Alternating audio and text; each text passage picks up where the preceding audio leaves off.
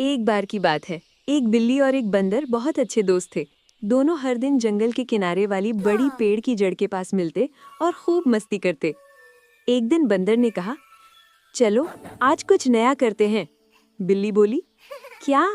बंदर ने हंसकर जवाब दिया, पेड़ से सबसे मीठा फल तोड़कर खाते हैं।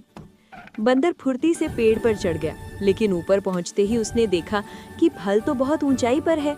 नीचे खड़ी बिल्ली बोली, अगर तुम गिर गए तो? बंदर बोला, तुम हो ना पकड़ने के लिए। बंदर ने हिम्मत की, फल तोड़ लिया, लेकिन थोड़ी फिसलन होने से नीचे गिर पड़ा। बिल्ली ने उसे झट से पकड़ लिया। बंदर हंसते हुए बोला, अच्छा हुआ तुम मेरी दोस्त हो। बिल्ली मुस्कुराई, दोस्त हमेशा काम आते हैं। दोनों ने मिलकर वो मीठा फल खाया और शाम ढलते ही घर लौट गए।